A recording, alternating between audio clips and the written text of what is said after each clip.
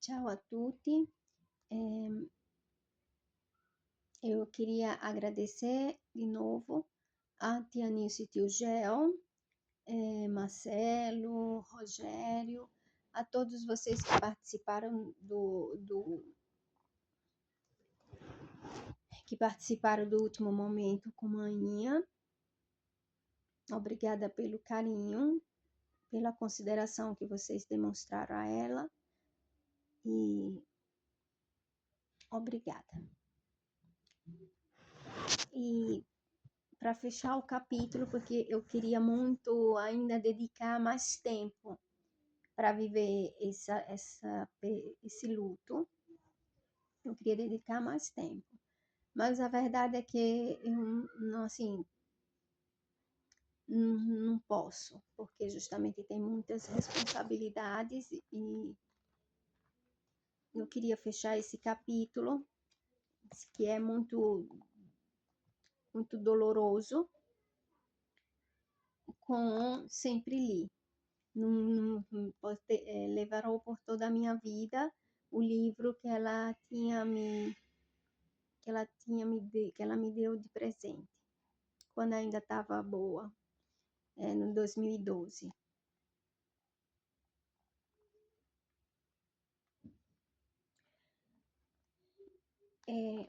Jesus lava os pés dos seus discípulos. Antes da festa da Páscoa, sabendo Jesus que chegara a sua hora de passar desse mundo ao Pai, como amasse os seus que estavam no mundo, até o extremo os amou.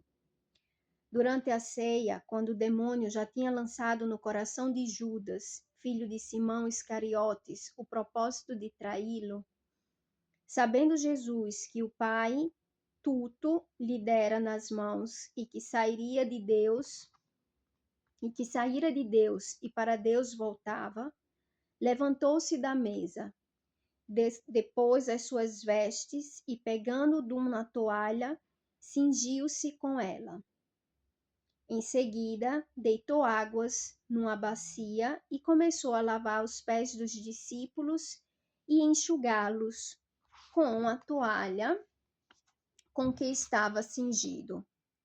Chegou a Simão Pedro, mas Pedro lhe disse: Senhor, queres lavar-me os pés?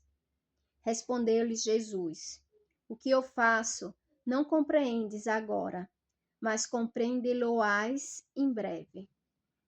Disse-lhes Pedro: Jamais me lavarás os pés. Respondeu-lhe Jesus: Se eu não tus lavar, não terás parte comigo. Exclamou então Simão Pedro: Senhor, não somente os pés, mas também as mãos e a cabeça. Disse-lhe Jesus: Aquele que tomou banho não tem necessidade de lavar-se. Está inteiramente puro. Ora, vós estáis puros, mas nem todos. Pois sabia quem o havia de trair, porque sabia quem os havia de trair. Por isso disse: Nem todos estáis puros. Depois de lhes lavar os pés e tomar as suas vestes, sentou-se novamente à mesa e perguntou-lhes: Sabeis o que vos fiz? Vós me chamais mestre e senhor, e dizeis bem, porque eu sou. Logo, se eu, vosso senhor e mestre, vos laveis os pés, também vós deveis lavar-los os pés um dos outros.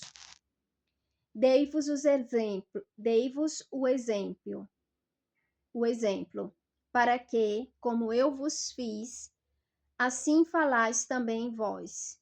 Em verdade vos digo: o servo não é maior do que o seu senhor, nem o enviado é maior do que aquele que o enviou. Se compreenderdes essas coisas, sereis felizes, sob a condição de os praticardes. O mestre lava os pés dos seus discípulos. O mestre é o que ensina a servir.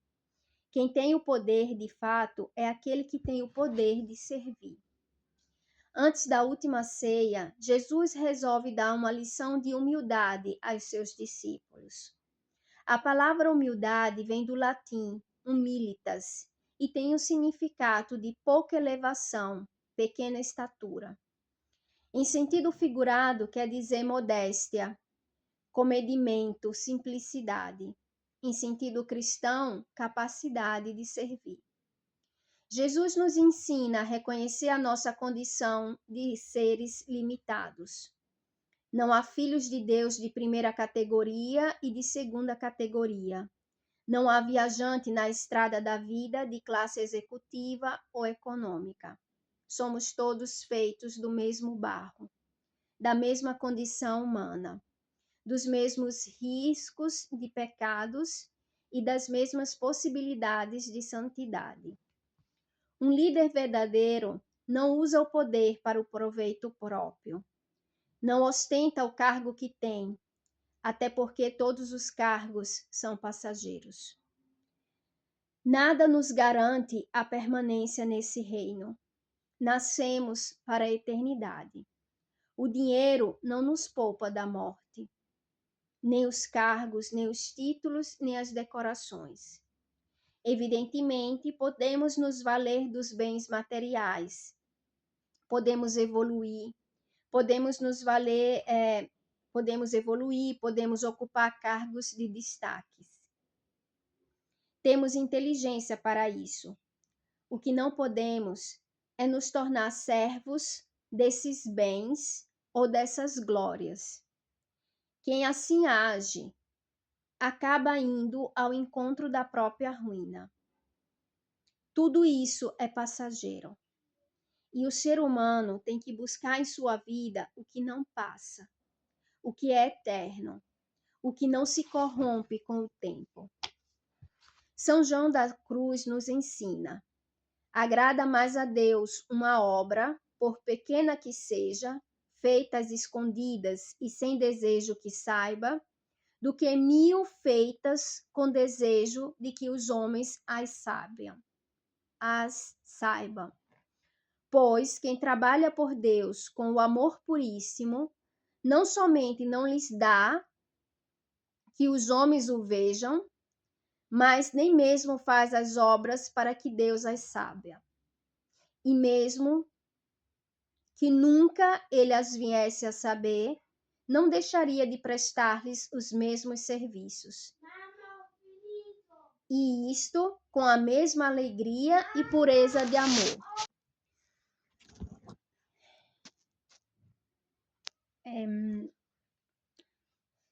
É esse o amor que não tem amarras, a beleza de discrição, da simplicidade.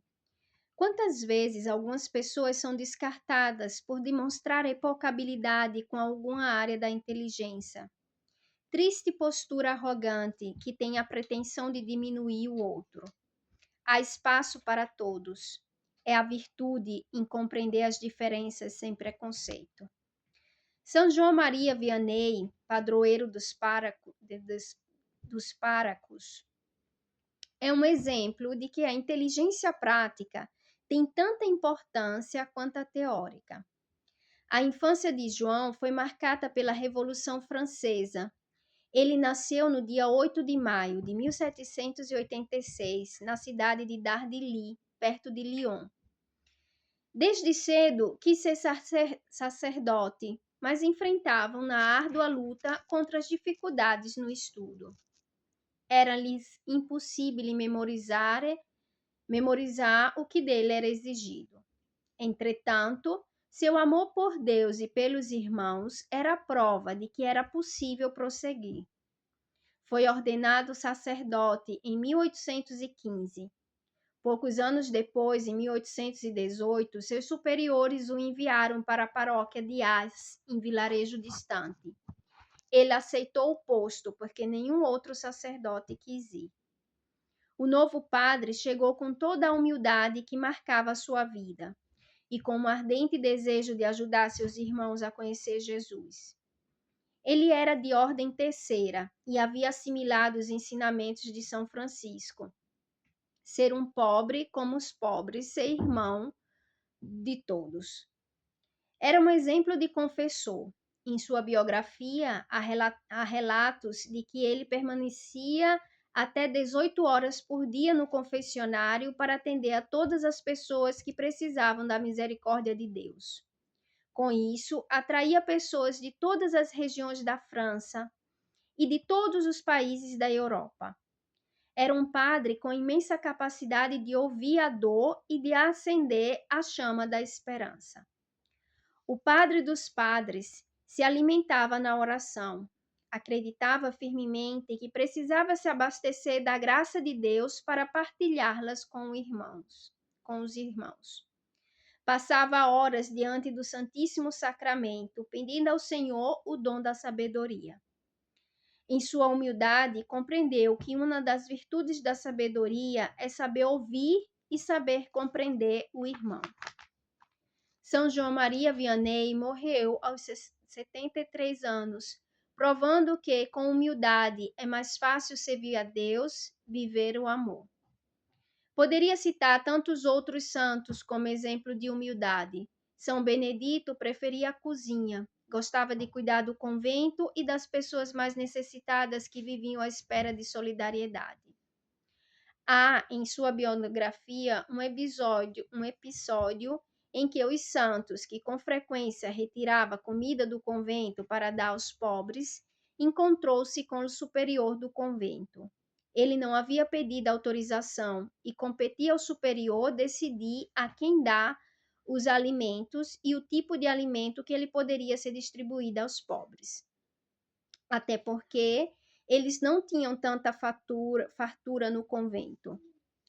Mas Benedito se preocupava mais com os famintos das ruas da cidade do que com algumas exigências internas. Porém, o novo superior do convento quis surpreendê-lo e viu que o santo escondia os mantimentos embaixo do manto. O que escondes aí embaixo do teu manto, irmão Benedito? Com muita humildade e certamente com inspiração divina, ele respondeu: Rosas, meu senhor, apenas rosas. O superior determinou: Mostre-me então. E abrindo o manto, de fato, caíram ao chão rosas de grande beleza, e não os alimentos de que suspeitava o superior. A humildade nos aproxima de Deus. A humildade nos revela Deus.